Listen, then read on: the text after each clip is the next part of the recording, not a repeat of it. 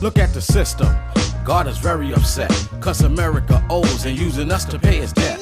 Issuing fictitious names, they know it's not us. Continue to perpetrate, and God we trust. A straw man was created shortly after our birth. They made us into collateral, now how much we're worth. It all started out when the country went broke. In 1933, we were now under their yoke. This not a joke, but you don't seem to comprehend. You would rather be the enemy friend. You won't win. Every legal document have our so-called name written in all caps. It's even sounded the same. A corporation was made in order to encumber by giving us laws and a tax ID number. Now we are stocked up on the auction block, while the Queen of England get her piece of the rock. They have a certain language in the courts that they use, called legalese, a language to confuse.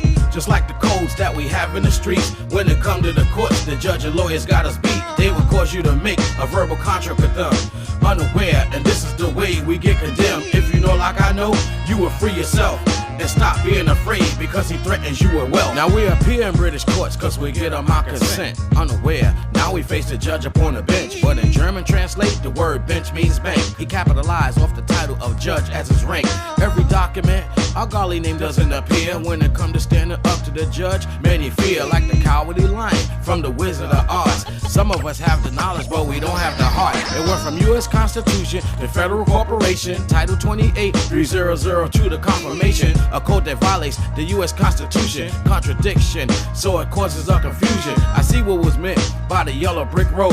It's the symbolic meaning of the yellow brick of gold that was taken away by the Federal Reserve. Now they printing promissory notes. Haven't you heard? They have a certain language in the courts that they use, called legalese, a language to confuse.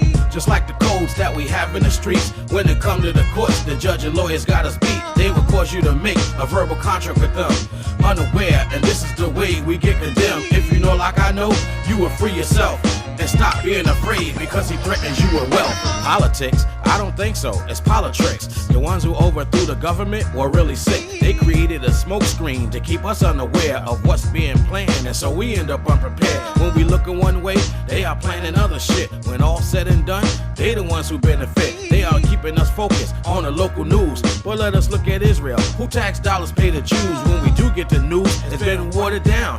But you never hear them talking about the British crown and how it's tied in, and it still owns America. Cause what's practiced here is just a replica. It gets deep because the Vatican's the source. He have the real Bible, so please don't think it's yours. When the Pope come in town, he's only mocking us, cause he know we are lost to the God we say we trust. They have a certain language in the courts that they use, called legalese, a language to confuse. Just like the codes that we have in the streets. When it come to the courts, the judge and lawyers got us beat. They will cause you to make a verbal contract with them, unaware, and this is the way we get condemned. If you know like I know, you will free yourself and stop being afraid because he threatens you with wealth.